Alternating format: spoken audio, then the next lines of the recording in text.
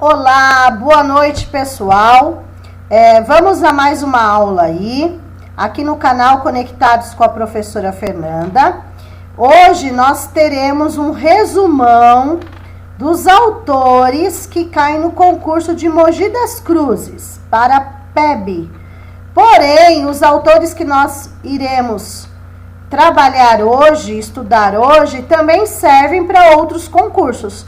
Mas esse resumão foi específico, preparado para o pessoal de Mogi, tá? Mas olhem direitinho os autores que podem servir para outros concursos também. Vamos lá? O vídeo anterior deu problema no áudio, por isso nós estamos gravando tudo novamente, tá? Sabadão promete, ok? Vamos lá? Mas vai valer a pena para vocês serem bem classificados aí nesse concurso. É um resumo de todos esses autores da bibliografia de Mogi, com palavras-chave positivas, negativas, ok? Vamos lá? Só um minutinho. Vamos lá. A primeira autora que nós vamos estudar hoje é a Rosângela Almeida, o livro, né, conforme vocês estão vendo aí, do desenho ao mapa, iniciação cartográfica. Então, o que essa autora vem nos passar? A respeito de geografia, tá? De geografia, porém, ela fala a respeito, para se chegar ao mapa, a um atlas, a um mapa, né? Essa parte cartográfica de geografia, tudo começa através do desenho.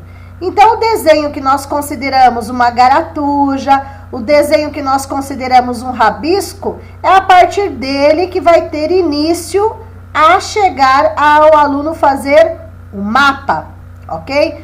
Porém, tem um detalhe muito importante aí. O que acontece?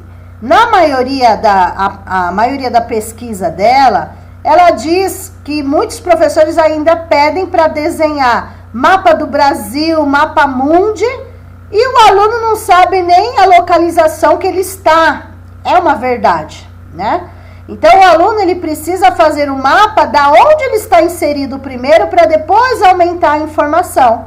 Então, qual é a ideia da autora? Que os professores trabalhem, né, com mapas, atlas, toda essa parte geográfica, né? De que forma? Fazendo primeiro um mapa, um atlas do bairro, da rua onde mora, né? Inserindo a escola. Então, coisas que tenham a ver com a realidade dele primeiro, para ele entender o que é um mapa na prática, para depois aumentar as informações. Aí depois, sim, ele pode inserir mapa do Brasil, mapa mundi, etc. Mas trabalhar de uma forma mais dinâmica, né? Que tem a ver com a realidade primeiro do aluno, para ele entender o que é, ok? Então, só colocar copia e cola não adianta, não vai ter uma aprendizagem significativa conforme a autora, né? Antigamente, né, eu também lembro que na minha época, usava-se aquele papel manteiga e colocava em cima do livro onde tinha o mapa, você tinha que contornar o mapa, depois pintar cada região de uma cor. Então, conforme a autora, só isso não se torna uma aprendizagem significativa, né? Porque, na verdade, isso daí é um copia e cola. Então, o que a autora quer passar? Que eles aprendam de fato o que é um mapa, tá? Através do desenho. Vamos lá? Então, a autora diz que há uma carência muito grande nas séries iniciais, né, de 1º ao 5º ano, em relação ao estudo de geografia, nessa parte de desenvolver a cartografia, tá? Palavra-chave, cartografia aí. Que tem a ver com mapas, atlas, essas coisas. A autora, ela fala da importância da leitura de mapas e escalas. Então, fazer com que os alunos aprendam de fato uma leitura de mapa. Porque não é só o desenho, eles têm que interpretar o mapa, interpretar esse desenho, ok? Então, ela fala que através do desenho da criança pode-se desenvolver essas relações topológicas tão necessárias. Então, através disso, desse desenho que se transforma em mapa, né, pode-se trabalhar a questão de noções de espaço, de lugar, de tempo, lateralidade, noções de escala, tá? E ela fala da diferença que existe em desenho ou mapa da criança, né? Desenho ou mapa da criança é diferente do mapa de adultos. Então, o mapa da criança e desenho, para eles, tem o mesmo significado, que é diferente de um mapa de adulto. Então, nós temos que ter esse olhar voltado para a criança. E não o que a gente quer que ela produza, e sim o que ela consegue produzir. O olhar, a gente tem que ter um olhar diferenciado. Então, eu esperava que ela fizesse um mapa do jeito que eu pensei. Não, mas ela tem algo próprio dela, né? Enfim, então, os professores, conforme a autora, Almeida, eles têm essa visão que a criança teria que fazer um mapa igual os livros. E não, desta forma, ele está copiando, ele não está treinando, ele não está produzindo da forma dele. Tudo bem? Então, como se trabalhar a parte cartográfica de geografia? Através do desenho que vai se tornar um mapa da criança, ok? Começando com os bairros aí. O bairro onde a criança está inserida, a escola onde está inserida naquele bairro, enfim, vamos lá. Então, essa pesquisa que ela fez, né? Ela fez essa pesquisa e ela observou que a maioria das crianças não conhecem os próprios lugares da onde ela está inserida, tá? Então, muitas das crianças não conhecem o bairro onde ela mora, né? Não consegue identificar o que tem no bairro onde ela mora. E foi percebido que a maioria dos lugares fora da escola eram excursões que tinham escolares que eles conheciam algum lugar diferente, tá bom? Ou festa na escola, alguma coisa assim, certo? Então, essa é a ideia. Então, a centralidade da escola nas experiências dos alunos levou os professores a considerarem que o lugar central do Atlas deveria também ser a escola. Então, a partir do momento que eles fazem um mapa do bairro, a escola está inserida no bairro, né? Ou trabalhar o bairro onde a escola está inserida seria uma ideia, tá? E daí foi proposto projetos para os alunos aprenderem na prática, terem uma aprendizagem significativa. Que foi o quê? Fizeram um projeto do Atlas, meu primeiro Atlas, né?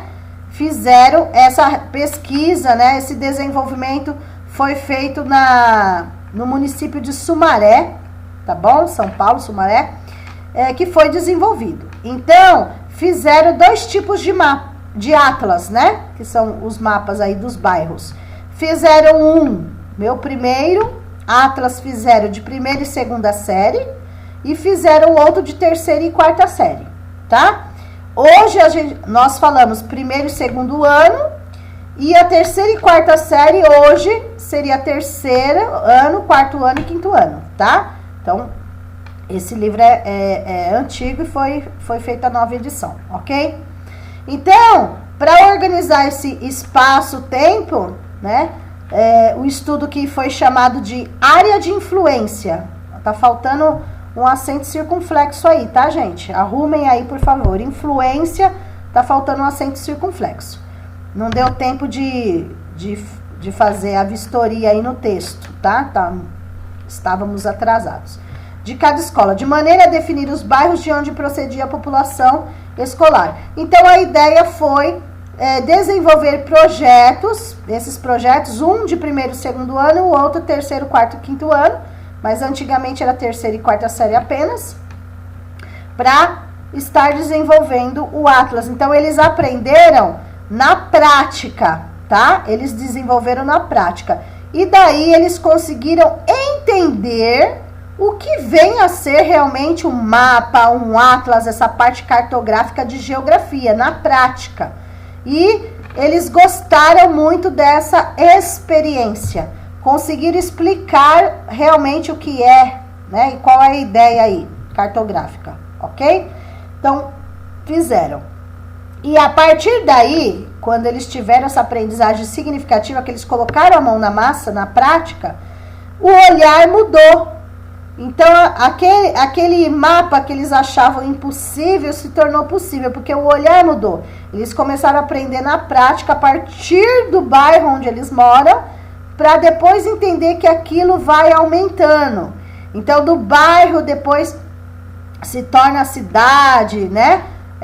Se torna o estado, se torna a região sudeste, se torna o mapa do Brasil com as 5 regiões.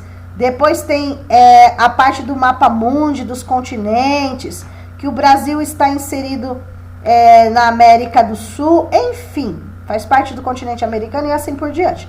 Mas tudo passo a passo, conforme cada faixa etária. Então, o início do projeto só foi esse: fazer o mapa do bairro onde eles moram, ok? E deu muito certo. Opa! Então, fizeram essa representação que para eles foi considerada uma brincadeira infantil, mas eles estavam fazendo algo significativo. Eles consideraram uma brincadeira que teve uma proporção muito grande. Então, além de fazer, né, o mapa incluindo a escola do bairro onde estudam, eles puderam verificar também que tinha uma igreja nesse bairro, deram as características dessa igreja no mapa, né, e foi indo. Então, isso foi muito significativo, ok? Para eles e para os professores. Uma outra palavra-chave aí, pertencimento, tá? Então, eles entenderam que eles fizeram algo que eles pertencem àquele lugar, e aquele lugar, queira ou não, pertence a eles, tá? Por isso que foi considerado esse projeto, toda essa prática educativa como pertencimento, ok? Então, a criança, ela pôde se aproximar da cartografia através dos desenhos. Então, se cai na prova, por exemplo, de que forma a questão geográfica, a questão cartográfica, os alunos conseguirem entender um mapa, um atlas, etc., através dos desenhos que se começa. Porque através dos desenhos começam as simbologias espaciais aí no caso. E queira ou não, o desenho é uma forma de linguagem, é uma forma de expressão. Através do desenho, as crianças podem se expressar. E foi muito boa a experiência que eles tiveram, tá? Tanto nas experiências corporais no espaço, ok? Nesses esquemas todas. E, lógico, os professores foram coordenando, né? Foram direcionando isso daí. Mas foi uma experiência muito rica, tá? E a autora Almeida fala, na escola o desenho não tem a mesma importância que a escrita para aprender geografia, certo? Então, ó, na escola o desenho não tem a mesma importância que a escrita para aprender geografia, ok? Então é mais tranquilo, né? Mas é para os professores aproveitarem esse momento para o desenvolvimento dessas crianças. Então foi constatado, por meio dessa pesquisa colaborativa com professores das séries iniciais, o enriquecimento, né? A importância da escrita e do desenho como linguagens. Então, tanto daí teve uma conclusão, que tanto a escrita tem importância, assim como o desenho tem importância, que antes era visto como só escrita e leitura teria a importância, e o desenho é uma garatuja apenas. Não. Hoje, né, conforme essa experiência, conforme a autora, foi dado ênfase no desenho, né? Queira ou não, é uma forma de expressão, uma forma de linguagem, que possibilita as crianças construírem conhecimento sobre o lugar. Então, aí vocês tiveram um resumo da autora Almeida, tá? Então, do desenho ao mapa, ok? Vamos à próxima aí. Opa. Vamos ao próximo aí. Bom. Ok. O próximo Próximos autores é o Arredondo e o Diago, tá? Santiago Arredondo e Jesus Diago. São 2 autores aí. Eles escrevem sobre avaliação educacional e promoção escolar. Vamos ver? Opa. Vamos lá. O Arredondo e o Diago, avaliação educacional e promoção escolar. Deixa eu tirar um pouquinho daqui para não atrapalhar vocês. Então, a avaliação educacional e promoção escolar que eles falam, a prática não é só avaliar o aluno, mas o todo. Então, avaliar o aluno, avaliar os conteúdos e estratégias usadas na aula, avaliar valores e atitudes. Por quê? Porque o aluno, conforme a LDB já está lá, né? Uma das finalidades da LDB, um dos objetivos, é justamente o desenvolvimento integral, né? O desenvolvimento integral aí e o exercício da cidadania. Então, o aluno, ele vai ser formado não só nos conhecimentos, dos conteúdos das disciplinas, português, história, geografia, matemática, ciências, etc. Mas nós estamos formando os alunos e isso inclui, os alunos estão sendo formados para a vida, para a sociedade. Então, inclui valores e atitudes, né?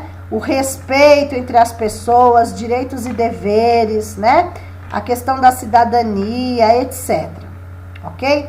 Então, a função principal da avaliação deve ser a orientação do processo ensino-aprendizagem e a tomada de decisões em função dos resultados obtidos. Ou seja, o aluno está sendo avaliado, né, como um todo, nesse processo, porém, quando se chega ao resultado, o que fazer com esse resultado? Né? A partir do resultado, se tem as melhorias, se tem as mudanças, se tem as intervenções, ok? Aí, a partir da avaliação desse processo, vem a tomada de decisões, o que melhorar, como melhorar, o que tem para melhorar, enfim. Então, tem uma palavra-chave aí também, que é a intencionalidade. Eu não avalio só por avaliar, eu avalio porque tem uma intenção, uma intencionalidade através disso. Eu avalio para depois tomar uma decisão do que fazer conforme o resultado, tá? Então, a intencionalidade da avaliação está em proporcionar informação para orientar, regular, melhorar qualquer processo educacional. E daí, eles trazem que o processo avaliador, ele tem 3 partes, tá? Primeiro, é a obtenção da informação. Segundo, a formulação de juízo. E terceiro, a tomada de decisão. Então, eu explico ao aluno, né? Eu medio a informação, ok?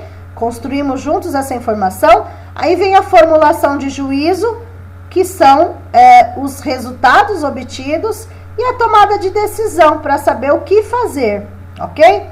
E daí, em todo nesse processo, nós temos 3 tipos de avaliação conforme os autores. Uma é a inicial, outra é a processual, que é no meio do processo, e a outra no final, quando termina. A inicial nós chamamos de diagnóstica, tá? A processual, que é no meio, é a formativa, e a final seria a somativa, conforme os autores. Então, nessa avaliação inicial, que é a diagnóstica, é verificado o quê? O conhecimento real e inicial. O que eles já sabem, a partir de que ponto eu posso avançar, ok? Já a formativa, que é no processo, durante o processo, eu posso ajustar e regular.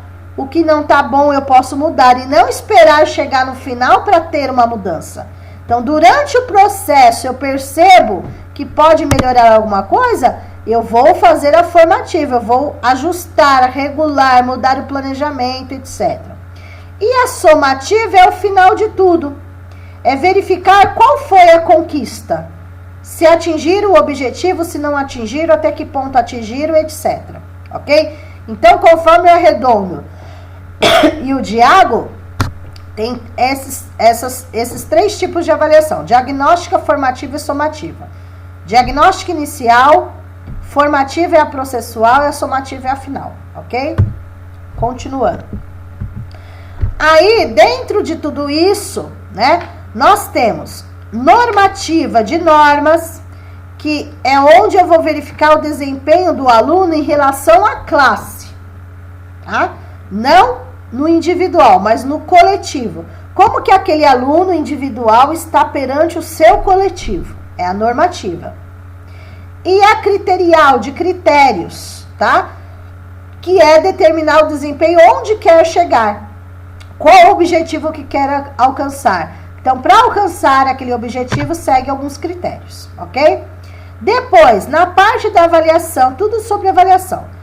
Extensão da avaliação, nós temos a extensão global, ou seja, avaliação como um todo, eu avalio tudo. E nós temos, por exemplo, global, eu avalio todas as disciplinas. E nós temos a parcial, eu posso avaliar uma disciplina, um conteúdo, tudo depende de onde eu quero chegar. Nisso, os agentes avaliadores, nós temos interno e externo. Interno é a escola, é o professor, né? O professor pode preparar uma avaliação para os alunos, né? Não precisa necessariamente ser uma prova, mas um conjunto, né? A avaliação é um conjunto de coisas que podem entrar para ser avaliado. E a externa é, por exemplo, é aquela provinha que é enviado pelo MEC, por exemplo, ou pela Secretaria de Educação, né? Então, externa, por exemplo, Prova Brasil, Provinha Brasil, o SAEB é um tipo de avaliação externa, enfim. E os agentes que vão fazer essas avaliações? Quem são esses agentes? A autoavaliação são os avaliadores que se autoavaliam. Ou seja, autoavaliação é quando o professor se avalia. Então, mediante o desempenho dos seus alunos, o professor vai fazer sua autoavaliação. Né? A autoavaliação significa se avaliar você mesmo. Então, os professores vão se avaliar, se autoavaliar, tá? A heteroavaliação é quando o professor avalia o aluno, tá? Heteroavaliação. Então, o professor, um adulto, avaliando o aluno, ok? E a avaliação, todos são avaliados, alunos e professores, por exemplo, tá? A coavaliação, os dois são avaliados, avaliados e avaliadores, tá? Então, autoavaliação, o professor se autoavalia, hétero é o professor que avalia o aluno e a coavaliação, os dois se avaliam, tanto professores quanto alunos, ok? Então, este daí é mais um resumo de mais um autor aí. Vamos ao próximo. Próximo, Augusto. Vamos lá.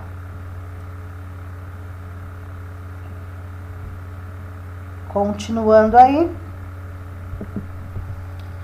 Augusto, é a Silvana de Oliveira Augusto. Ver depois de olhar, a formação do olhar dos professores para os desenhos das crianças. Então, mais uma autora aí falando sobre a importância desse olhar que o professor deve ter para o desenho das crianças. Não é o desenho perfeito que eu quero ver. É o processo de crescimento do desenho, do desenvolvimento do desenho da criança.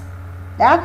Assim como, por exemplo, nós fazemos com o progresso da alfabetização, por exemplo, ele está na hipótese pré-silábica, depois passa para silábica, até chegar na alfabética, por exemplo, também tem esse desenvolvimento do desenho.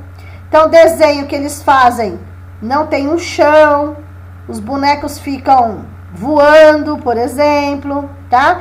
Então, precisa ter esse olhar aí, ok? E respeitar o desenho da criança, porque através do desenho elas conseguem se expressar, ok? E nós é que temos que mudar o olhar de observação dos desenhos delas, ok? Então, são muitas as possibilidades criativas que as crianças experimentam durante a primeira infância.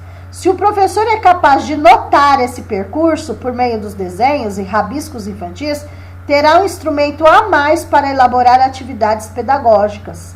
Então, o professor não pode considerar apenas, é só um rabisco, não dá para entender nada. Não. É através daquele rabisco, através daquele desenho que a criança está se expressando. Você deve mudar o seu olhar para entender o que a criança quer transmitir, tá? Então, conforme a autora, conhecer a trajetória criativa da criança, então, que ela está se desenvolvendo artisticamente nos desenhos, digamos assim, e a forma de expressão, porque o desenho também é uma forma de linguagem.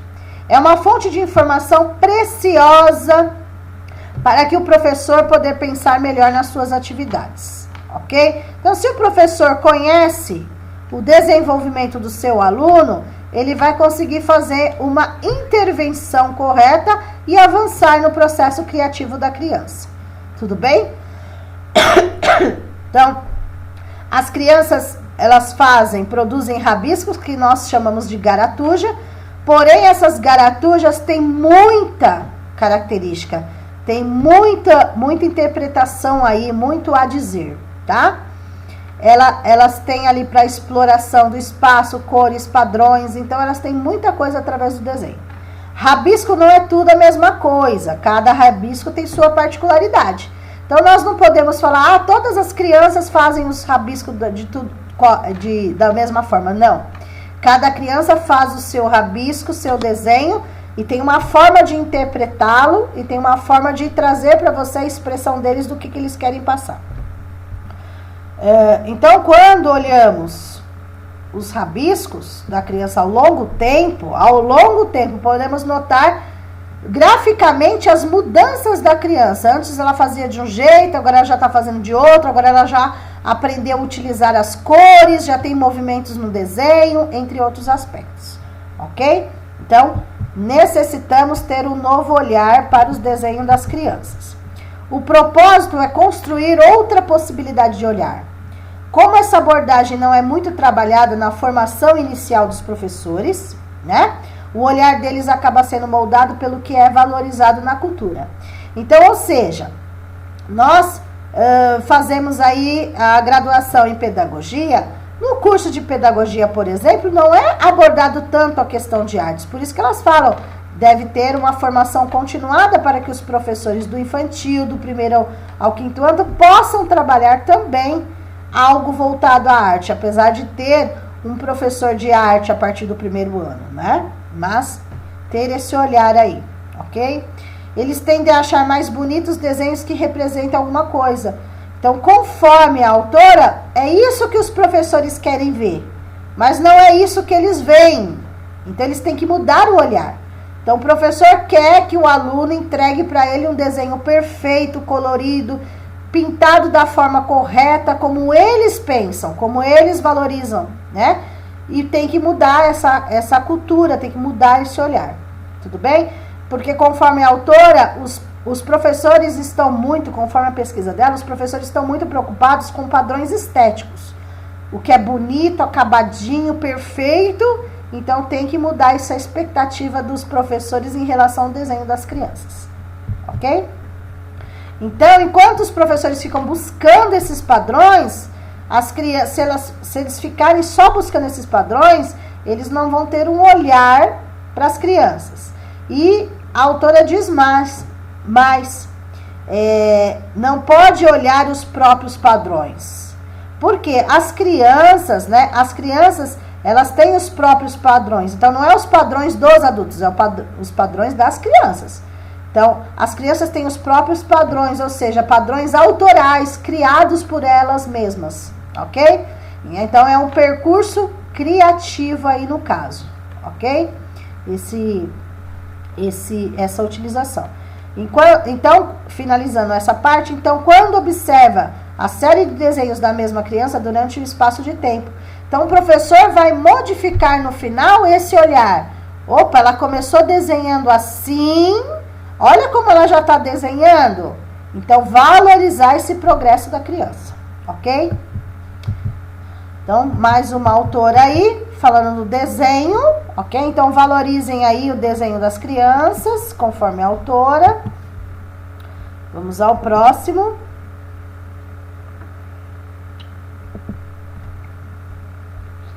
Vamos lá?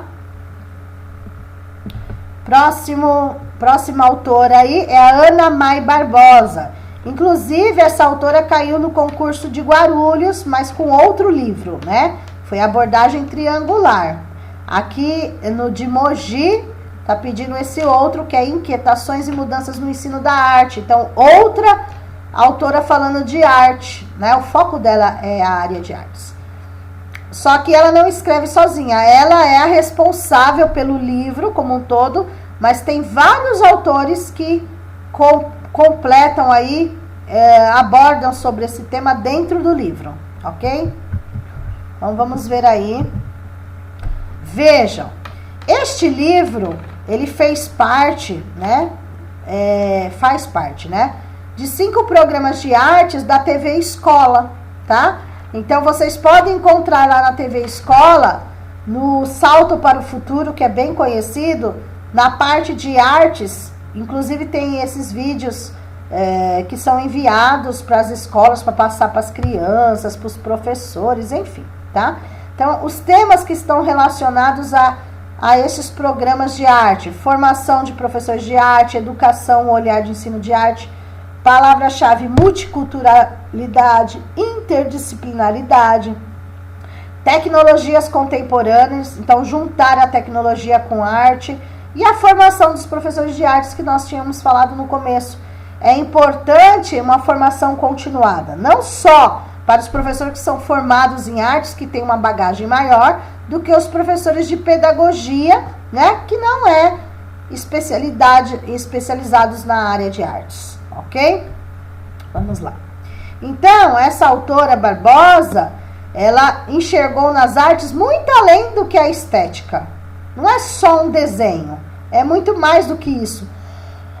Através de artes, pode-se desenvolver a criatividade da criança, o potencial crítico e transformador. Então, são palavras-chave aí, criatividade, potencial crítico, transformador, são palavras-chave. Viu nela a oportunidade de aprender e educar. Aqui no Brasil, né, é reconhecidamente pioneira na propagação de arte e educação. Então, não se ouvia falar essa palavra arte e educação, ok? Mas aqui no Brasil foi a pioneira. Então, hoje, ao invés de falar só arte, a maioria fala arte e educação, né? Desse país. Combatendo a noção de que só a elite pode produzir arte. Então, foi desmistificado essa noção que antigamente era falado que só quem podia produzir arte era gente da elite, né? Os pobres, os da classe média, não poderiam desenvolver arte. Pelo contrário, foi provado que isso é para qualquer tipo de classe, não tem isso, ok? Nós temos vários artistas aí que não são da elite, não vieram da elite, tá? Em toda parte de arte, arte na questão de dança, música, obra de arte, pintura, escultura, enfim, todos os tipos.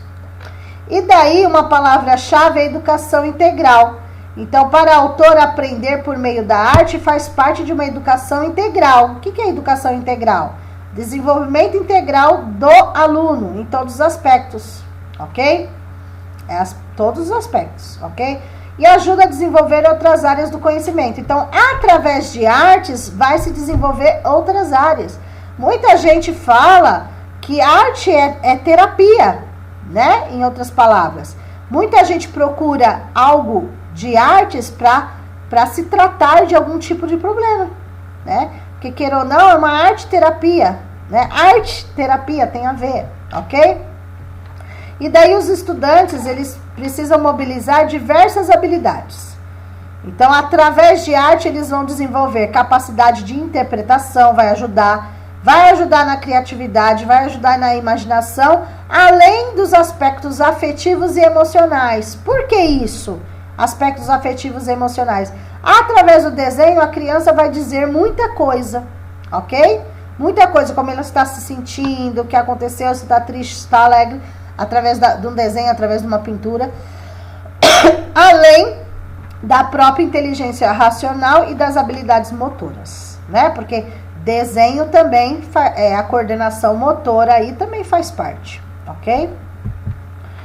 E daí, conforme a autora, né, a partir desse conceito, dentro de arte, que não pode ser considerada arte como uma disciplina complementar. Ela não é complementar, ela é uma disciplina assim como qualquer outra, tá? Porém, ela ajuda muito, o conteúdo que ela tem, ajuda muito em outras disciplinas. Por exemplo, ajuda na literatura, tá? Então, a artes, ela também pode ajudar na questão literária, ok? E essa autora que nós estamos falando, a Ana May Barbosa, ela foi aluna de Paulo Freire. Olha só de quem ela foi aluna, tá? Não é fácil, né? Ela defendeu a tese dela, mestrado, doutorado, enfim, a pesquisa dela, tendo como referência o Paulo Freire, ok? E quando ela foi aluna dele, ela desenvolveu aquele livro, Abordagem Triangular, que fez parte da bibliografia de Guarulhos, tá? Que fala dos 3 pilares: conhecer, né? Contextualizar, o fazer artístico, apreciar uma obra de arte, que era do outro livro dela, ok? Então, além disso, a arte educadora defende a necessidade de existência nas escolas de educadores atualizados. No que ela quer dizer atualizados? Trabalhar autores também desta geração, não só os antigos, tem que ser valorizados, mas nós temos vários artistas, né, desta nova geração, tá? E os educadores têm que estar atualizados para isso, ok?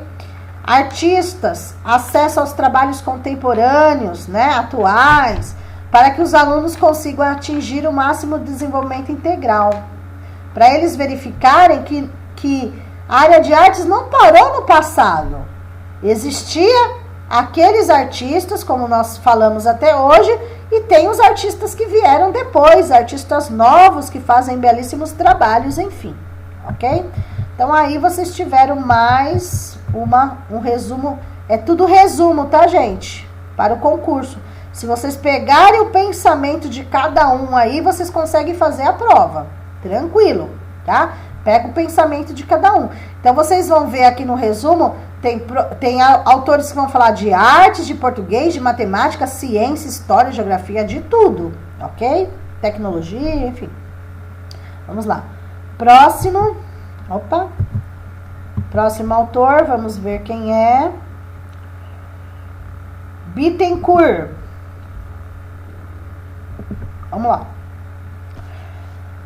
A Circe Bittencourt, ela vai falar sobre o ensino de história, fundamentos e métodos, tá? História. Então, cada um vai seguir uma disciplina, veja. Então, o que ela vai abordar aqui de história? Aborda aspectos do ensino e aprendizagem de história do ponto de vista dos problemas teóricos que fundamentam o conhecimento escolar e dos problemas das práticas em sala de aula, tá? O peso da tradição escolar, as mudanças do público escolar, os impactos do mundo tecnológico estão inseridos nas transformações e permanências da história escolar. Eu vou explicar, tá? Qual é a ideia dessa autora? Então, a autora diz assim: nós temos que trabalhar a história do passado, sim, que faz parte da tradição escolar, faz parte da história do mundo, a história do Brasil, eles precisam saber? Sim. Porém, deve-se também trabalhar a história atual, o momento em que os alunos estão vivendo hoje, o que faz parte da história, o momento histórico que eles estão vivendo. Para eles fazerem essa relação, no passado aconteceu isso, e hoje, na minha geração, o que está acontecendo dentro da história? Porque isso que eles estão aprendendo hoje, no futuro, pode ser os filhos deles que estão aprendendo, certo? Então, esse é o pensamento da autora. Trabalhar conteúdos que tenham a ver também com a necessidade e a realidade dos alunos, onde eles estão inseridos. Então, assim, eles saberem sobre a história do bairro, a história do município onde eles moram, a história da escola, né? Para ir aumentando a questão da história. Aí depois, sim, a história do Brasil, a história do mundo, mas eles associarem o momento histórico que eles estão. E daí ela fala que tem vários materiais didáticos e também associados com a informática que nós podemos estar utilizando. Essas informações tecnológicas nós podemos trazer para que sejam aliadas e não contrárias, né? Então, nós podemos pegar sites educativos verídicos para trabalhar os assuntos, ok?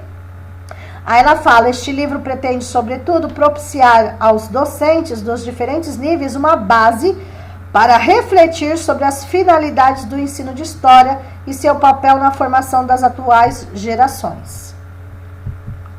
Então, a Bittencourt, ela busca trazer 3 reflexões aí, que são as 3 partes que o livro está dividido. A primeira, que consiste no debate sobre a própria ideia de disciplina, bem como sua trajetória ao longo do tempo dentro da educação. Então, o que é história, a disciplina história, e fazer uma cronologia aí, uma trajetória de antes, durante e depois, né? O depois a gente não tem ainda. Mas fazer essa trajetória do que já aconteceu e do momento em que os alunos estão hoje, ok? Na segunda parte do livro, aborda a maneira teórica e metodológica as ciências que respaldam a história escolar, o que ser trabalhado dentro da escola, né? Na parte de história, os conteúdos aí, conceitualização sobre historiografia, diferentes vertentes relacionadas ao ensino e aprendizagem. Então, tem várias formas de ensinar história, né? E na terceira, expõe dilemas como os materiais didáticos.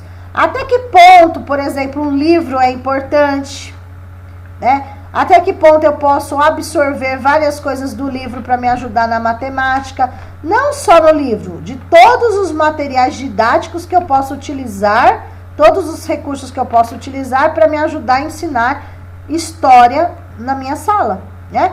Trazendo discussões sobre materiais considerados tradicionais e inovadores. Então, assim, até que ponto eu trabalho o tradicional e até que ponto eu coloco inovadores, né? Então, eu tenho que fazer as duas coisas. Não posso desprezar o tradicional totalmente, mas eu tenho que colocar inovadores, ok? Sempre respaldados pela produção historiográfica e teorias de aprendizagem. Ou seja, cada capítulo traz sugestões de atividades que, segundo a autora, têm o intuito de estimular os professores a maiores debates em sala de aula ou em formação continuada. Então, outra palavra-chave, a questão da formação continuada aí, de história. A mesma situação de artes eu falo aqui em história. Os professores não são formados especificamente em história. São pedagogos que dão aula de todas as matérias. Então, precisa ter uma formação continuada para poder trabalhar a história. Porque outra coisa que ela fala, e muitas vezes eu concordo, é a questão assim, a maioria dos professores focam no português e na matemática, a maioria, né? E daí fica um pouquinho de lado, história, geografia, ciências, e não, todas têm a sua devida importância. Então, é para ser trabalhado, ok? Então, e o questionamento, o que é disciplina escolar? O que é disciplina escolar? Abre o primeiro capítulo da obra apresentando uma discussão sobre diferentes pontos de vista em relação ao que consiste uma disciplina escolar. Seja uma transposição didática, assim denominada pelo Ives, que faz parte do livro, como uma adaptação do conteúdo da academia para transmitir ao aluno, ou como uma ciência própria ancorada na sua própria epistemologia, tá? Então, disciplina escolar, no caso, falam que história é uma disciplina escolar, ou seja, faz parte do conteúdo, ok? e também pode ser considerada como uma transposição didática, ok? Palavra transposição didática também é palavra-chave, ok? Então, assume então que a disciplina escolar, ou transposição didática, é uma produção coletiva das instituições de ensino e, com isso, o método não deve ser a única preocupação, entrando em discussão também o que ensina e o que deixa de ensinar. Então, é importante entender isso. Primeiro, eu tenho que ver a realidade e necessidade dos meus alunos e fazer uma análise. O que eu preciso ensinar e o que eu vou deixar de ensinar naquele momento. Nessa esteira, o ensino de história entra em discussão com seus conteúdos e metodologias, sendo apontadas pesquisas que retratam, a partir da década de 80, um caráter ideológico da disciplina em questão, como também contradições das histórias e problemas epistemológicos. Tá? Então, resumindo aí, a Circe, ela vai apresentar um breve percurso da disciplina, né? Vai falar como um todo, o início, a década de 30, toda essa parte que é preciso trabalhar, todo o contexto de história com os alunos, mas saber filtrar, né? Para que tenha uma aprendizagem significativa, mas, queira ou não, é necessário trabalhar a história no contexto social, no contexto político, no contexto econômico, tá? Toda essa parte aí, ok? Então, ela fala que deve ser trabalhado a respeito dos heróis nacionais, né? Não focar só no que não são nacionais, mas nós tivemos vários heróis nacionais. Porém, né? Antigamente, ela faz uma crítica aí. Antigamente, estudar história era memorização, em que não deve ser. Então, era considerado o aprender, era memorizar para a prova, tá? A pesquisa que ela fez era isso. Tinha que decorar datas, né? Dia, mês e ano, decorar o nome inteiro da pessoa, né? O que aconteceu, isso, aquilo. Não. Por exemplo, quem descobriu o Brasil? Era decoreba, né? Quem descobriu o Brasil? Pedro Álvares Cabral. Tá. Mas era uma coisa decoreba, não tem uma contextualização, quem foi a pessoa, de onde ela veio, né? Então, é nesse sentido que ela está falando. Então, ela faz uma crítica, que trabalhar história não é aprender a memorizar, e sim ter uma aprendizagem significativa, contextualizada, ok? Então, ainda que ela critica essa mecânica da memorização, né? Essa resistência que os professores tiveram, e muitos ainda têm, da mudança, né? Que acha que tem que continuar desse jeito. Então, ela faz uma crítica, ok? Porque os professores têm que ver a necessidade, a realidade dos alunos. Tudo bem? Tá. E daí ela vem falando que até nos parâmetros curriculares nacionais eles falam da importância de se trabalhar a questão de história e tudo que envolve história. Essa parte de história também pode ser encontrado na Base Nacional Comum Curricular, na BNCC, e a Bittencourt ressalta a influência das avaliações em larga escala na elaboração desses currículos, enfatizando as grandes influências políticas econômicas que pressionaram essas mudanças. Então, precisou ter mudanças, ainda nem todos entraram nessa mudança, mas é necessária a mudança, ok? Então, ela coloca esse questionamento da segunda parte do livro, né, a respeito dessa reflexão que fica para os professores pensarem de que forma eu estou trabalhando aí a história com os meus alunos, ok? Tanto macro como micro, né? Até que ponto do simples para o complexo, enfim. Então, de acordo com ela, essas tendências à história do tempo presente entram em vigor. A autora aprofunda-se um pouco mais na discussão desses conteúdos baseados no cotidiano e na história local. Palavra-chave: cotidiano e história local. É isso que a autora quer, que o professor trabalhe a história local, ou seja, onde o aluno está inserido. Vocês vão verificar que todos os autores que falam de história, que falam de geografia, que falam de ciências, que falam de matemática, que falam de... Todos eles têm esse foco. Primeiro eu tenho que trabalhar a realidade onde o aluno está inserido. Ele tem que aprender onde ele está inserido para depois aumentar as informações. Então, é a palavra-chave, cotidiano e história local. Ok? Deixa eu finalizar. A Bittencourt, ela também comenta a respeito de Piaget e Vygotsky no livro dela, que eles também tiveram, teve influências deles no ensino da história, e influências importantes tiveram aí, né? Brevemente, concepções e os confrontos entre Piaget e Vygotsky, mas, queira ou não, eles tiveram um papel fundamental no ensino da história, ok? Depois ela coloca concepções de tempo e espaço, noções consideradas indissociáveis. Então, tempo e espaço não se trabalha separadamente, eles são indissociáveis, eles não se separam, ok?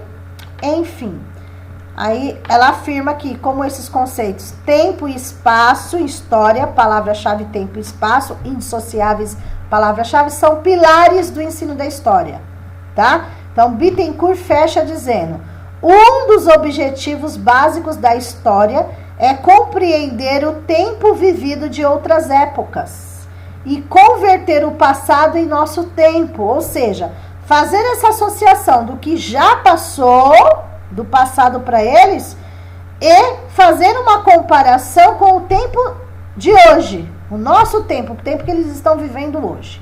Tá? Essa relação do antes e depois. A história propõe-se reconstruir os tempos distantes da experiência do presente e assim transformá-lo em tempos familiares para nós. Ok? Aí, deixa eu ver se tem mais alguma coisa aqui. Não, a parte principal é aquela lá. Eu já falei do primeiro capítulo, do segundo, do terceiro. Depois, se vocês quiserem dar uma lidinha, tá bom? Só finalizando aí, tudo isso eu já falei. Mas só finalizando que nós temos vários materiais e recursos para se trabalhar a história, né? Na internet, livros, vários, né? Que podem ser trabalhados de forma bem dinâmica aí, ok? E a última discussão, referente ao uso dos documentos escritos e não escritos como fontes históricas. Né? Então, nós temos aí vários documentos escritos, fazem parte do patrimônio cultural da nossa história, que podem ser mostrados aos alunos também, tá bom? Porque tudo que fizer parte da história, que eles puderem associar, fotografias, produções cinematográficas, músicas, tudo que fez parte da história, que a gente puder trazer para eles é importante, tá? Tudo que for que vocês possam contextualizar em história para os alunos é importante, ok? E aí nós tivemos mais uma autora que foi a Bittencourt. Vamos à próxima. Pela ordem alfabética, Bog. Vamos lá. A Bog, ela escreve junto com a Urize. É a Ana Carolina Bog e a Elizabeth Jacques Urize. Elas escrevem juntas Práticas Corporais e a Educação Física Escolar nos anos iniciais do ensino fundamental. Então, aqui elas vêm defender o que? A área delas, educação física, tá? E elas colocam já desde o início a importância dos professores trabalhar, fazer com que os alunos tenham essas práticas corporais, tá? E muitas coisas que vão ser falado aqui, tem lá também na BNCC, na parte de educação física, o que é para ser trabalhado. Então, na escola, as crianças vão se desenvolver também essa parte do desenvolvimento motor, psicomotor, dos movimentos, coordenação motora, etc. Né? Então, vamos ver aí o que elas colocam? Vejam. A prática corporal é um direito de aprendizagem da criança. Então, nós não podemos tirar a prática corporal, tirar a atividade física da criança. Isso faz parte dela, faz parte do crescimento saudável e feliz da criança, tá? Faz parte do contexto, é biológico isso. Toda criança requer essa prática corporal. E através dessa prática corporal, ela pode se comunicar. Ou seja, através do corpo, ela também se comunica, tá? Ela não precisa falar, mas a partir do momento que você vê uma atividade física, né? Uma prática corporal, você pode identificar muitas coisas nas crianças. Elas não precisam falar, mas você pode perceber se está doente, se está triste, se está alegre, várias situações. Elas se comunicam também através do corpo, tá? Isso vocês precisam saber.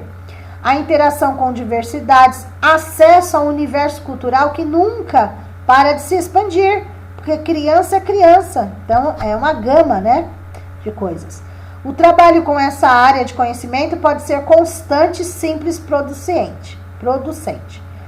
E deve estar sempre pautado pelo lúdico. Então, tudo isso que vai ser trabalhado com a criança é de forma lúdica.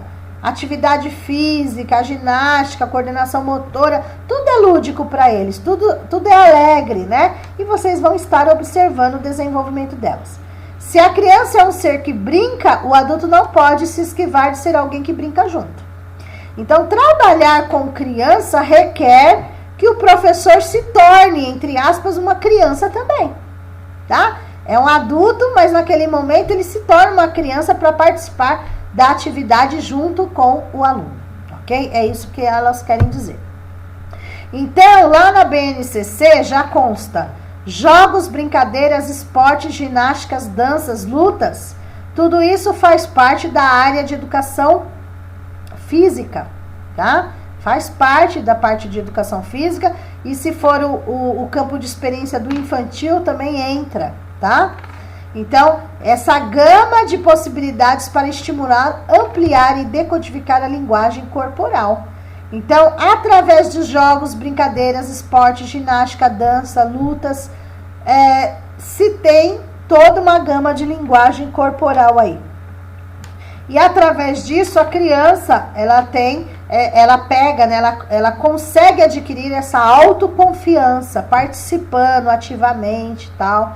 Desenvolve a criatividade dela e através disso também ela consegue adquirir aí o respeito aos seus pares, respeito à brincadeira, respeito às regras do jogo, esperar sua vez, né?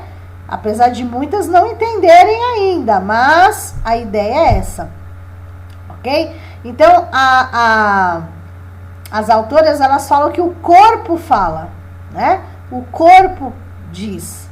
Então, convidamos o professor a partir junto nessa jornada aí e trabalhar de uma forma com que os alunos realmente tenham o desenvolvimento global nas práticas corporais, ou seja, né, na educação física como um todo, ok? Então, aí vocês tiveram mais essas autoras, resumo, né, dessas autoras. Vamos ver a próxima. Foi a Bog Carvalho agora. Tô seguindo a ordem, tá? Carvalho, vamos lá. A Ana Maria Carvalho aí, ela vai falar sobre ciências. Ciências por investigação, condições para implementação. Esse é o livro dela, tá? Então, o que ela vem nos trazendo na parte de ciências? Que para trabalhar ciências, né, estudos científicos, a parte científica, conhecimento científico, essa é a palavra que ela utiliza, conhecimento científico. Como trabalhar ciências? Como trabalhar os conhecimentos científicos? Através da investigação. O que é investigação? O que entra como investigação? Levantar hipóteses, pesquisar, questionar, ir atrás de respostas. É isso que a autora propõe para que os professores façam com os seus alunos. Fazê-los refletir sobre determinado assunto de ciências. Desculpa. Despertar a curiosidade deles, o interesse por aprender aquilo, tá? Essa é a ideia. Vamos lá. Eu vou explicando, eu não vou ler. Algumas coisas é necessário, outras coisas não, tá? Tem coisas que não é necessário ler, dá para explicar sem ficar focado. Então, no caso aqui do ensino de ciências, né, no ambiente escolar, ela coloca essa importância, principalmente começando nos primeiros anos da educação básica, tá? Do ensino fundamental, primeiro, segundo ano, etc. Já começar a trabalhar com essas questões, que auxiliem na aprendizagem do conhecimento científico, que é a palavra-chave. Mas, para isso, o professor precisa o quê? Dar a oportunidade dos alunos desenvolverem uma prática interativa. Então, o professor precisa ter essa prática interativa para que os alunos possam desenvolver nessa disciplina, tá? Os professores precisam ter uma prática, tá faltando um acento no prática, interativa. Os professores precisam ter estratégias metodológicas que auxiliem nessa aprendizagem, que os alunos possam construir o próprio conhecimento, né? E algo importante aqui, que é a palavra-chave, cadê que eu ia mostrar? Cadê? Deixa eu só achar aqui, gente. Oportunidade de promover ações, ok. Deixa eu ver se eu já falei, pera um pouquinho.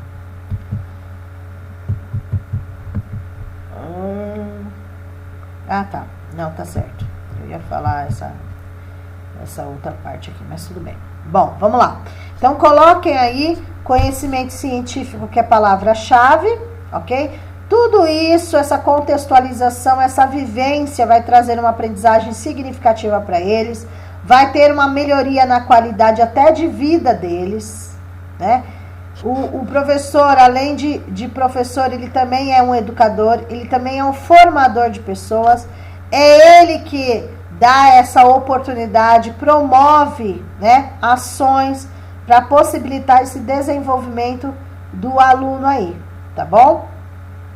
Então, ela faz todo esse debate que é necessário adquirir essa construção do conhecimento científico. Através do quê? Né? Através... outro detalhe. Não tem que ser uma formação integral e o professor não pode ficar utilizando a ciência tradicional. O que elas consideram como a ciência tradicional? Aquela que você tem que só verificar. O professor só transmite fórmulas, conceitos e leis, mais nada. Tá? Então tem que ser algo mais construtivista, é isso que elas querem trazer. E, palavra-chave, achei aqui o que eu ia falar, ambiente estimulante, tá? Então tem que tornar o espaço das aulas um ambiente estimulante, tá? Para que os alunos também despertem o interesse, a curiosidade em aprender sobre aquilo. Por exemplo, fenômenos naturais, o que está acontecendo hoje no mundo, por exemplo. É um conhecimento científico, faz parte de fenômenos naturais que entra na questão de ciências. Então, é algo que está acontecendo no mundo, esses fenômenos, né? Essas queimadas, a terra cada vez mais quente, enfim, tudo isso que está acontecendo pode se trabalhar, vai despertar a curiosidade, né? É igual meu filho, pergunta cada coisa, porque ele pesquisa muito, porque eu sempre falava, tem que pesquisar, eu não dava a resposta, eu falava assim para ele, pesquisa, né? Você tem que, não, pesquisa, eu nunca dava a resposta, e hoje, né, até acho que é exagero, né? Porque hoje, assim, ele quer saber muito sobre ciências, ele adora ciências, e daí ele faz cada pergunta que eu não sei, aí eu falo, vamos investigar, vamos pesquisar juntos, vamos ver a resposta disso, porque eu não sei, ele faz cada pergunta que eu falo, nossa, quem vai saber responder isso? Mas enfim, ok? Então é isso que a autora propõe para que nós façamos nas aulas de ciências. Outra palavra, então, além de ambiente estimulante, outra palavra, ensino motivador, tá? Interesse, curiosidade, são tudo palavra-chave, tá bom? A participação efetiva nas aulas dos alunos, ajudam também o desenvolvimento deles. Outra importante, ensino investigativo. Todo o foco da obra dessa autora vem da investigação. Ciências está atrelada à investigação, Conhecimento científico está atrelado ao ensino investigativo, ou seja, pesquisar, formular hipóteses, refletir, questionar, né? Buscar a resposta em lugares verídicos, enfim, ok? Então, conforme a autora, propicia um espaço de aprendizagem desta forma, tá? Aí coloca os alunos leem, compreendem, interpretam. Então, ciências, eles também têm que entender o que estão lendo. Eles têm que ler, eles têm que compreender, eles têm que interpretar. Então, não é só no português que eles vão precisar fazer tudo isso, em outras matérias também, ok? Então, essas linguagens que são propostas em ciências. Então, no caso do ensino, que ela fala do ensino por investigação, que é o nome do livro, né? Então, o que entra nesse ensino por investigação? Questionamento, planeamento, recolha de evidências, explicações com base nas evidências, comunicação. É a pesquisa que é feita, é uma investigação, ok? Então, usa esses processos de investigação científica e conhecimento científico, ou seja, o ensino por investigação é aquele capaz de buscar a informação pretendida através de discussões, com a ajuda do professor, deixando de lado a abordagem tradicional. Deixar de lado, certo? Então, agora é uma forma construtiva, construtivista, ok? Então, o ensino por investigação não tem nada a ver com o tradicional, é isso que a autora coloca, tá bom? Então, é necessário essa investigação, é necessário verificar o conhecimento prévio. Então, você vai começar a ensinar algo de ciências, você tem que fazer uma abordagem para verificar, uma sondagem para verificar, né? O conhecimento prévio é saber o que eles já sabem para dar sequência a partir dali. Tudo bem? Deixa eu ver o que é mais aqui. Se tem mais alguma coisa aqui que eu não falei. Não, é isso mesmo. Então, resumindo aí, gente, vamos lá. Resumindo, trabalhar ciências de que forma? Com conhecimento ou conhecimento científico de que forma? Através da investigação. E o que vem a ser investigação? É a pesquisa, é o questionamento, é o levantamento de hipóteses, é buscar a informação, certo? É pesquisa, através de vários recursos, vários métodos aí. É esse o foco da autora.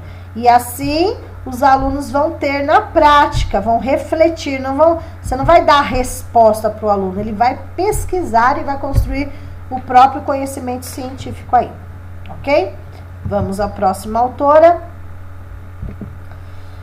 Foi quem? Carvalho, agora Castelar. Vamos lá, estou seguindo a ordem alfabética. Castelar, é a Sônia Castelar. O livro é Educação Geográfica, Teorias e Práticas Docentes, ok? Ó, mais uma autora aí, ela é da área de geografia, né? Então, ela não vai falar geografia, ela utiliza o termo educação geográfica, tá? Então, eu vou explicar essa parte toda aí.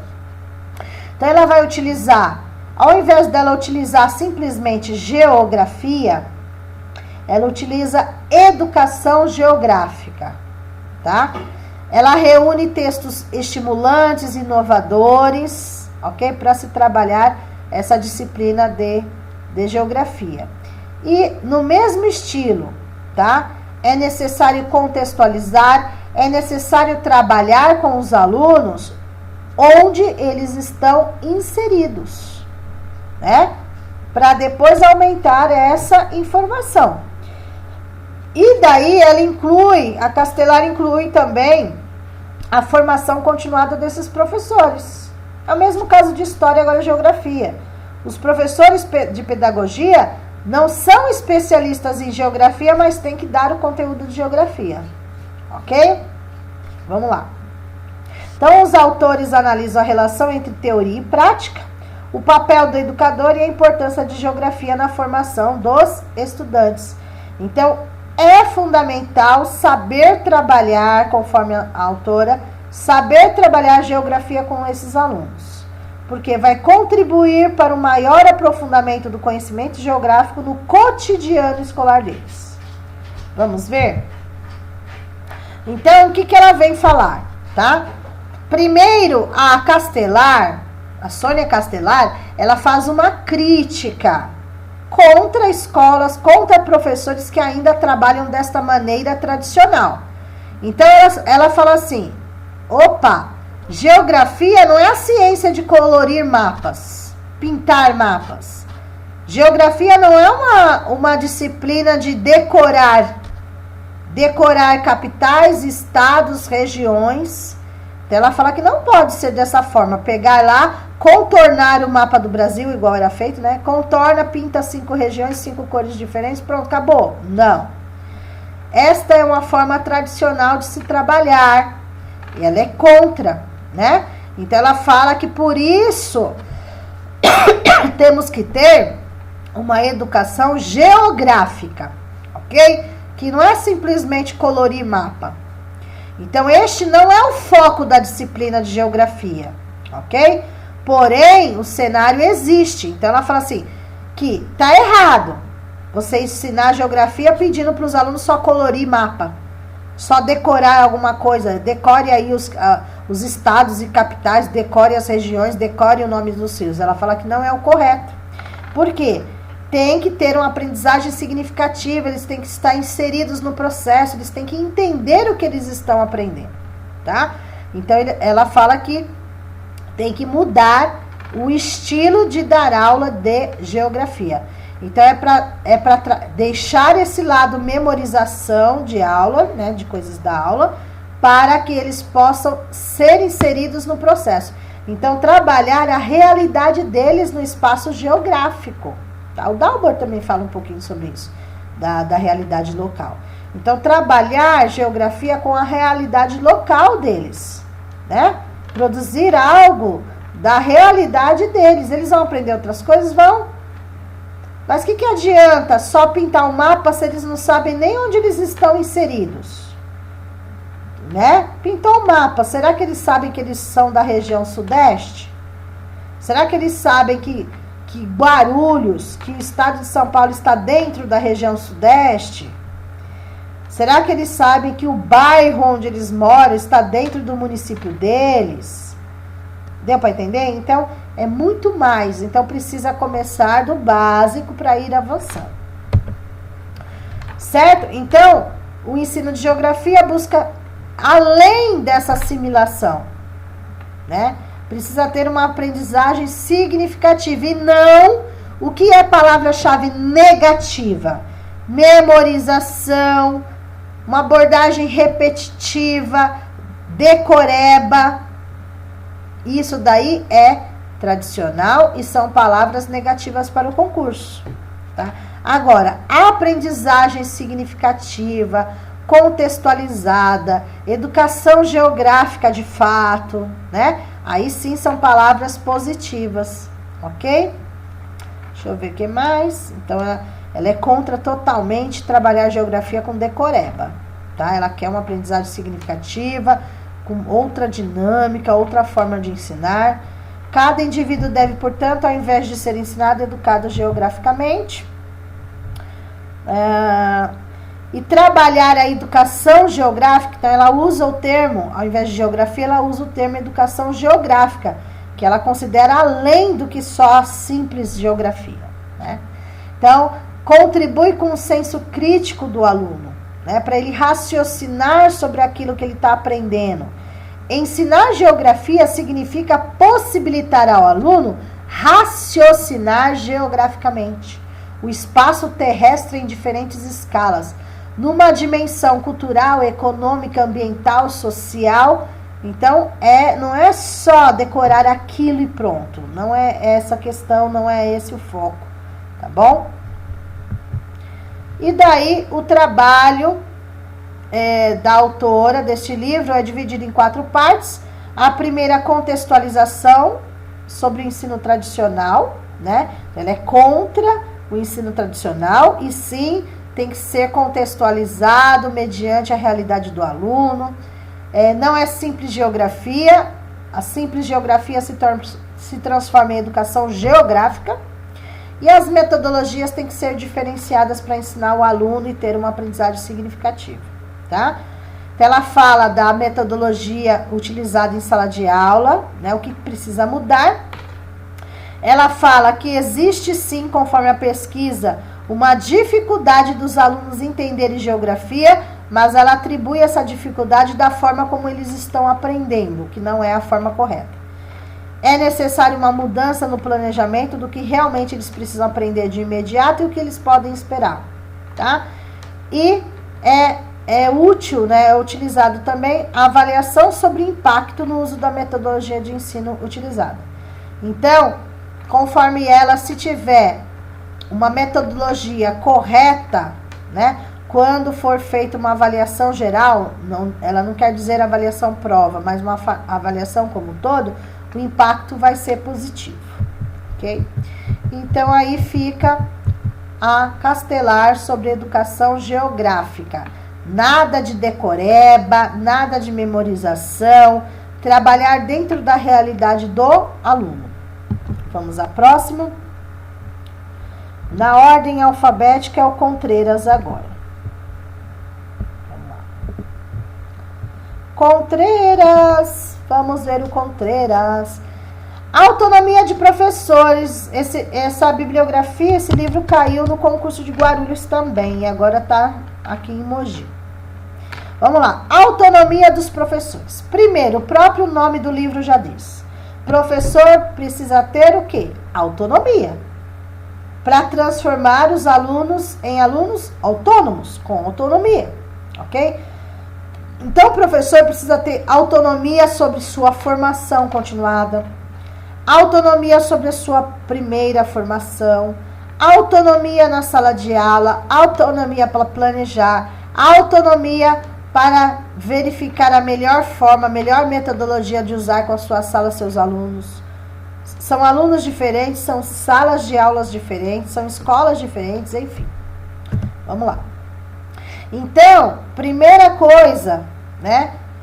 Saber ser professor exige mais do que, né? Então, não adianta só um conhecimento externo, técnico. O professor, ele vai aprender na prática.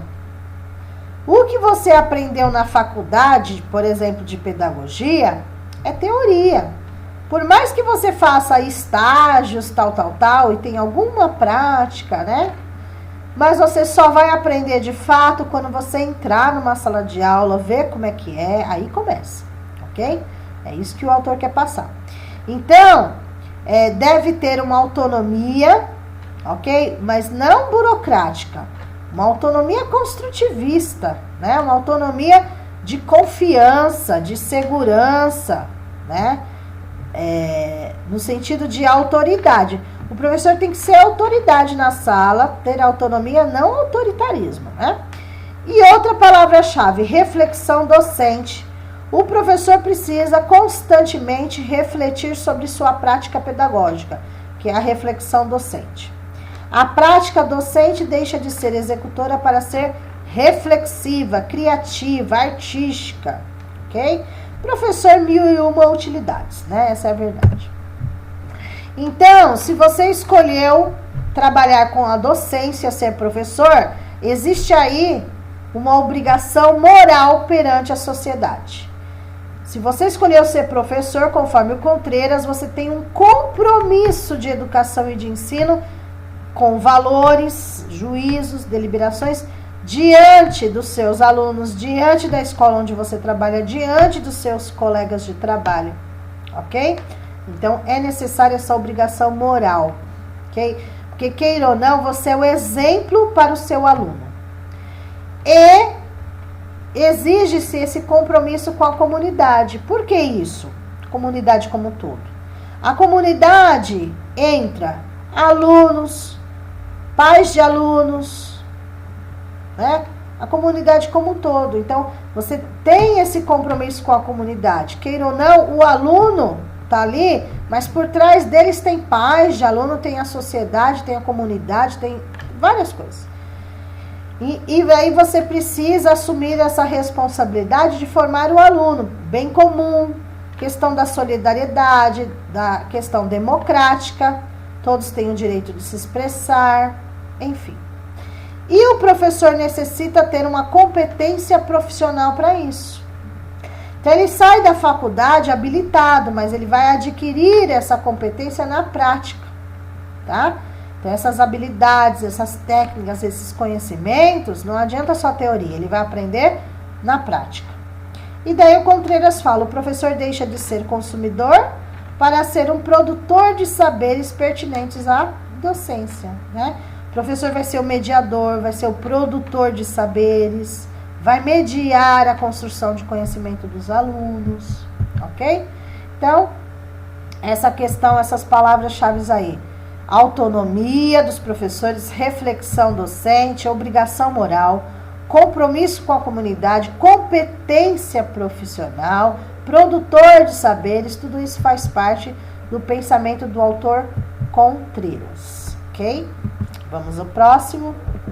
É resumo, tá, gente? DOS é o mais extenso, mas nós vamos resumi-lo aqui nas partes principais, ok? Vamos lá. Então, DOS, produção escrita e dificuldade de aprendizagem. O que o autor nos traz, gente? É necessário trabalhar produção de texto com as crianças, tá? É necessário. Pela pesquisa, nós sabemos que muitas têm dificuldade de aprendizagem na parte de produção da escrita, ok? Por quê? Produzir texto não é só produzir, é interpretar o texto, né? Tem várias coisas que envolvem essa produção. E antes de ensinar uma produção de texto, é necessário que eles entendam a diferença. Existem tipos de texto e existem gêneros textuais. Então, tipo de texto. O que entra como tipo de texto, gente? Tipo de texto: narração, descrição, dissertação. São tipos textuais, tipos, tá? Dentro desses tipos, nós temos os exemplos de gêneros textuais. O que são gêneros textuais? Conto, fábula, lenda, poema, charge, bula de remédio, enfim. São receitas, são gêneros textuais.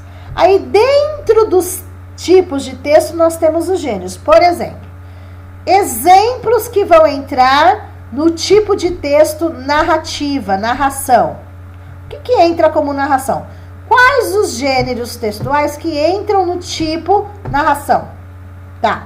Narrar é escrever uma história real ou imaginária. O que vai entrar? Vai entrar contos, fábulas, lendas, etc. Vai entrar como narração. Descrição. Que gêneros textuais entram no tipo descrição? Por exemplo, receita entra como uma descrição. Bula de remédio entra como uma descrição, certo? E que gênero textual, por exemplo, entraria numa dissertação? Quer exemplo melhor? Redação do concurso. A dissertação é você abordar sobre algum tema. É argumentar sobre aquele tema. É a dissertação. Um exemplo melhor é a redação do concurso. Ok? Então, o que o autor traz? Existe essa dificuldade, sim, mas você precisa ensinar o aluno a produzir textos do básico ao avançado. E para produzir textos, eles precisam aprender tipos de texto e principalmente gêneros textuais. Porque quando eles se depararem com uma prova, por exemplo, algum tipo de avaliação ou algum tipo de atividade que você peça, eles saibam a diferença. Produzam, vamos criar uma fábula, né? E daí vocês falam, vamos criar um poema, eles têm que saber a diferença de uma estrutura para outra, ok? E isso o professor é que tem que ensiná-los, tudo bem?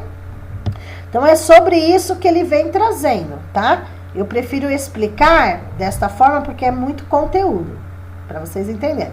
E daí, o Dawes, ele traz também um exemplo importante de se trabalhar com produção de texto, que eles despertam bastante interesse, é fazê-los participarem das Olimpíadas de Língua Portuguesa, tá? A Olimpíada da Língua Portuguesa é aberta para todos os alunos, tanto da rede privada, rede municipal, É escrever no futuro. Inclusive, eu lembro que quando eu trabalhava na prefeitura de Guarulhos, eu estava com uma sala na época, acho que, se eu não me engano, foi na escola Crispiniano Soares, se eu não me engano, no Bom Clima em Guarulhos. E daí eu estava numa sala de 4º ano. E meu aluno foi o ganhador dessa Olimpíada na época. Era para fazer uma poesia, um poema lá, falando sobre o bairro onde ele mora. E assim, antes disso, claro, eu ensinei a sala sobre estrofe, sobre rima, sobre como se escreve a estrutura de um poema, né? Fiz atividade de uma sequência didática. O que é a sequência didática que o Dawes vai defender, o autor vai defender? Você elaborar atividades fáceis, médias e difíceis. Ter uma sequência didática. É o mesmo tema, mas você aborda de formas diferentes. Ok? E daí, meu aluno Vitor ganhou aí, acho que na época ele ganhou um computador até, uma coisa assim, se eu não me engano. Foi um tablet ou um computador que ele ganhou. Foi muito legal, tá bom? Bom, enfim. Aí, o autor, ele vem trazendo o quê? Nós temos situações informais. Então, situações de se comunicar, tá, gente? Então, situações de comunicação. Eu posso me comunicar de forma, numa situação informal. Qual que é informal? Eu deixo um bilhetinho na porta da geladeira, eu falo com meu amigo no WhatsApp, eu escrevo para alguém no Facebook. São situações informais que não requerem regras gerais, né? Que é diferente de uma forma de comunicação numa situação formal. Formal já vai existir algumas regrinhas básicas da língua portuguesa. Por exemplo, eu vou mandar um e-mail de trabalho para os clientes, um relatório, uma ata de reunião, aí o texto precisa ser mais bem elaborado, né? Então tem essa diferença. Eles precisam sentir essa diferença de um simples bilhete para o e-mail a uma reunião importante, uma pessoa importante. Então são formas de comunicações diferentes. Através do quê? Tudo isso requer saber a diferença entre gêneros textuais.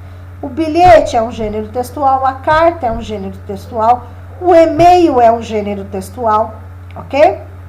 Então, palavras-chave aí: situações informais e situações formais. São palavras-chave aí, ok? Interação é palavra-chave, principalmente gêneros textuais é palavra-chave, ok? É isso que os autores vêm colocando aí. Trabalhar gêneros textuais tem um papel muito importante na língua portuguesa, ok? Deixa eu ver aqui. E daí, trabalhando gêneros textuais, os alunos vão ter acesso a regras de escrita, ortografia, norma padrão, textualidade. E eles vão entender também que nem sempre como nós falamos é como nós escrevemos. Às vezes nós erramos bastante ao falar e quando coloca no papel você fala, opa, tem algo de errado aqui, tá? Isso também eles vêm trazer. E daí, a explicação do que eu falei no começo, tipos textuais, narração, dissertação, descrição, e gêneros textuais que nós falamos aí também. Tudo é importante. Deixa eu ver mais alguma coisa importante que eu não falei. Existem esses 4 parâmetros na hora de produzir algo, né? Produzir um texto, né? Uma escrita. O enunciador é quem escreve, destinatário quem vai receber essa mensagem, essa comunicação, precisa ter a finalidade, o objetivo, né? Porque eu estou escrevendo, e o lugar social, Eu estou escrevendo para alguém de casa, eu estou escrevendo para um amigo, eu estou escrevendo para o chefe do trabalho, para quem que eu estou escrevendo? Então, tudo depende do local, da situação, para o destinatário, é que eu vou usar determinado gênero textual. Todos são importantes, ok? Aí eu já falei que o exemplo que eles dão é da sequência didática, tá? Então, dentro de uma produção textual, eu preciso saber sobre gêneros textuais, saber diferenciá-los. Tudo faz parte de uma situação de comunicação. Já falei. Tá. Então, finalizando. O ensino da produção escrita deve ser compreendido como um conjunto de aprendizagens específicas de variados gêneros textuais, e não como um procedimento único e global válido para qualquer texto, visto que cada texto apresenta problemas de escrita distintos que solicitam estratégias de ensino diferenciadas e adaptadas a eles, ok? Então, aí termina aí o resumo do DOLS. Vamos ao próximo. Quem é o próximo? Dalbor. O Dalbor é muito rápido, Dalbor. Vamos lá. O Dalbor, ele também caiu no concurso de Guarulhos aí, nós falamos bastante sobre ele, tá? O Dalbor, ele vem falando da questão da geografia. Não é um livro, por isso que tá a foto dele, é um artigo, tá, que ele escreveu. E ele é muito simples, muito, né? Ele fala educação e apropriação da realidade local. Então, ele fala, como se trabalhar a geografia? Qual a forma correta? Realidade local, tá? Realidade local. O aluno precisa saber onde está inserido primeiro. Então, ele fala, trabalhar a rua do aluno, trabalhar o bairro, a escola, a cidade, para depois ele saber do Brasil, do continente, tudo. Então, a palavra-chave do Dalbor é realidade local, palavra-chave. Veja, trabalhar a sua realidade local. Por exemplo, minha escola, meu lugar, meu espaço, minha região, minha rua, meu bairro, minha cidade. Onde o aluno está inserido primeiro, depois você vai trabalhar outras questões. Parecido com um autor que já foi falado a respeito dessa parte de geografia. Em outras palavras, quer dizer a mesma coisa.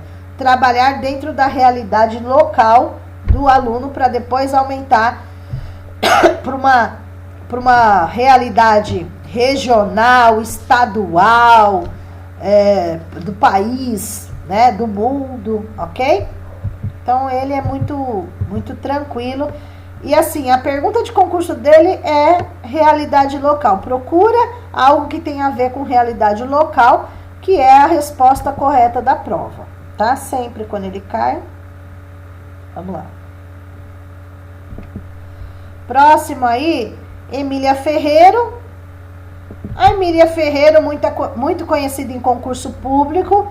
Ela e a Ana Teberoski escrevem juntas Psicogênese da Língua Escrita, tá? Então, o que elas vêm trazendo? A respeito de alfabetização, de letramento, dessa parte, ok? Então, elas dizem, o sistema da escrita alfabética não é um código que se aprende por memorização, fixação. Então, elas são contra, assim, a alfabetização, né, a escrita, é um código. Mas esse código, por exemplo, não se aprende memorizando, fixando. E sim tem que ser contextualizado, certo? Pelo contrário, é um objeto de conhecimento que foi construído socialmente, ok? Então, não pode ser nada decorado. A criança precisa entender aquilo. E daí, resumidamente, elas falam das hipóteses silábicas, né? Vamos relembrar aí, vocês já devem ter visto muito isso. PS, que é o pré-silábico, muitos que são alfabetizadores sabem de cor e salteado essa parte. Mas quem não alfabetiza, né, não foca tanto. Apesar que hoje, não só os professores alfabetizadores é que fazem sondagem. Tem alunos quinto ano que não sabem ler e escrever ainda, então estão nessa fase, tá? PS, que é o pré-silábico, o S, que é o silábico, porém dentro do silábico se divide em dois, SSV, que é o silábico sem valor, e o SCV, que é o silábico com valor. O SA, que é o silábico alfabético, e o A, que é o alfabético, tá? Essas são as hipóteses silábicas. Para saber em que hipótese silábica o aluno está, relembrando, é feita uma sondagem, também conhecida como avaliação diagnóstica, popularmente conhecida como sondagem. Então, você dá um papel lá com linhas ou uma folha de sulfite de 1 a 5, o aluno escreve o nome dele bonitinho, aí você escolhe um campo semântico, né? Ou todas as palavras serão animais, ou todas as palavras serão frutas, ou todas serão coisas de aniversário, você escolhe. Então, nesse exemplo aqui, são animais. Aí, 1 elefante, 2 cavalo, 3 pato, 4 cão, 5 o cão late. Só podem ser 5, né, nessa sondagem. Aí, primeira palavra tem que ser um animal com 4 sílabas ou mais, polissílaba, né? No segundo tem que ser um animal de 3 sílabas. Depois, um animal com 2 sílabas e depois um com uma sílaba só. Então, elefante, cavalo, pato, cão. E a frase curtinha que tem a ver com o que você ditou. Então, o cão late. Pronto. Aí vai depender da forma. Então, cada palavra, ele escreveu elefante, você vai pedir para ele ler o elefante em seguida. Não é ditar tudo para depois pedir, né? O que é o correto. Então, ele escreveu elefante. Daí, você vai pedir para ele ler para você elefante. Daí, ele vai ler elefante para você, tá? Aí, dependendo de como ele lê, é uma hipótese silábica. Se ele lê correndo, é porque ele não leu, tá? Ele só repetiu o que você falou, ele não leu. Agora, se ele lê silabando, já é outra hipótese. E assim vai. Tudo vai depender, ok? Aí, a Emília Ferreiro, né, junto com a Ana Teberoski, ela fala, né, dessas etapas aí. E aqui tem um resuminho, novamente, dessas 4. Pré-silábica, quando ainda não consegue relacionar as letras com sons. Silábica, mas daí tem as duas, né, SSV e SCV, quando interpreta da sua maneira, atribuindo valor a cada sílaba, mas da sua maneira. Com som, sem som. Silábica alfabética, quando mistura a lógica da fase anterior com identificação de cada sílaba, daí o aluno já sabe a sílaba aí. E alfabética, quando já tem o domínio sobre letras, sílabas, já sabe escrever palavrinha, né? Vamos lá. E daí a Emília Ferreiro fala dessa alfabetização tradicional. Ela não concorda totalmente aí com o método tradicional. Precisa ser algo que tenha a ver com a realidade da criança. Daí ela fala, ó, a Emília Ferreiro, ela faz uma crítica contra a alfabetização tradicional, tá? Então, assim, o professor precisa escolher as suas metodologias de ensino, mas não pode ficar só no método tradicional, porque nós estamos numa nova geração, aí tudo depende do aluno da sala, nem todos os alunos aprendem da mesma forma, ok? Cadê o que precisa aqui? Peraí. E há uma preocupação da Emília Ferreira e da Ana Teberoski em relação aos professores alfabetizadores. Nós temos que ter uma formação ativa, efetiva desses professores que são alfabetizadores, ok? Necessitamos. Uma outra parte importante é a respeito dos métodos de alfabetização. Lá eu falei de hipóteses silábicas de sondagem. Aqui eu estou falando de métodos de alfabetização. A Emília Ferreira e a Ana Teberoski, elas não defendem um método, mas elas falam que existem esses tipos de métodos que os professores podem misturar, escolher o melhor para a sua sala em cada momento. Então, nós temos o método sintético, que é considerado um método simples, tá? O que entra como sintético? Se você alfabetiza pelo método alfabético, que são as letras do alfabeto. Depois, se você alfabetiza pela silabação, sílabas. E o terceiro, se você alfabetiza no método fonético, ou seja, som. Alfabético, silábico e fonético fazem parte do método sintético de alfabetização. Aí nós temos o outro método, que é o analítico, é o complexo, é o mais difícil que consideram, né? Quais 3 que entram dentro do analítico? Palavração, você começa a alfabetizar pela palavra. Setenciação, você começa a ensinar pela frase. E texto, por textos curtos, tá? E nós temos o global, né? O mesclado, digamos assim, que junta os dois, sintético, analítico, faz uma mistura. Ela diz que não existe o certo e errado, e sim aquele que se identificar mais com a sua sala, seus alunos, sua turma. Pode mudar várias formas, cada aluno, não deu certo essa, eu mudo para atingir mais esses alunos, e assim vai. Tudo bem? E ela fala, uma das principais consequências do ensino trazido pela obra na alfabetização é a recusa ao uso das cartilhas. Segundo ela, a compreensão da função social da escrita deve ser estimulada com o uso de textos de atualidade, livros, histórias, jornais, revistas. Então, elas vão defender, elas vão criticar o método totalmente tradicional e vão apoiar, defender o método construtivista, tá? Porque é necessário um ambiente alfabetizador, palavra-chave, e para alfabetizar é necessário trabalhar com textos atuais nessa nova geração, livros que despertem a curiosidade deles, histórias, reportagens de jornais, revistas que tenham a ver com o mundo que eles estão vivendo hoje, tá? Então, é necessário se trabalhar desta forma aí. Tudo bem? E em seguida vai ter um outro texto, um outro livro, que é da Emília Ferreira, mas não é junto com a Ana Teberoski, que vai falar sobre alfabetização e letramento, que é a continuidade deste daqui. Vamos lá? Vamos ver? Vamos ver que é a sequência aqui. Opa. Está sem o desenho aí? Nossa. Peraí, saiu sem o desenho. Para me mostrar o livro para vocês. Espera um pouquinho. Deixa eu pegar o livro aqui, tá?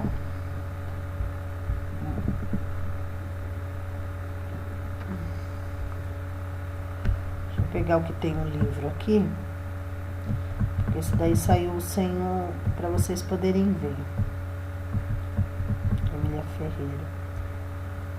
O pessoal fala, você é demorada porque você é muito perfeccionista. Mas não é, gente. Se eu não mostro, fica uma coisa não completa, né? Ó, aqui tá. Este é o livro, o outro livro da Emília Ferreira. O ingresso na escrita e nas culturas do escrito. Seleção de textos e pesquisas, tá? Esse a Ana Teberoski não faz parte, não. Então, vai falar sobre o quê? Alfabetização e letramento, tá? Então, o foco é na introdução à cultura escrita, ou seja, na alfabetização. Então, ela já começa dizendo que é necessário os professores lerem histórias para as crianças, é necessário que os pais leiam histórias para as crianças, que a partir disso, eles vão ter acesso ao mistério da leitura e da escrita, né? Então, é importante que isso comece desde a educação infantil e não esperar chegar o ensino fundamental. Trabalhar história com as crianças no infantil não significa alfabetizá-las. Precisa esperar o tempo certo de alfabetizá-las. Porém, é uma pré-alfabetização. O letramento é necessário. Eles terem o contato com esse mundo letrado, né? Para eles saberem que existe. Depois eles vão aprender a alfabetização. Certo? Deixa eu ver as partes principais aqui. Então, resumindo, não pode alfabetizar conforme ela, antecipadamente, tem que esperar o tempo certo, pode acontecer naturalmente, mas o foco do infantil não é alfabetizar, mas ensinar, letrar algumas coisas, né? Introduzir cultura escrita não significa alfabetizar, tá? Alfabetizar é aprender a ler e escrever. E o letramento é a função social da leitura e da escrita. Ou seja, para que eu vou usar aquilo na minha vida, no meu dia a dia. Ok?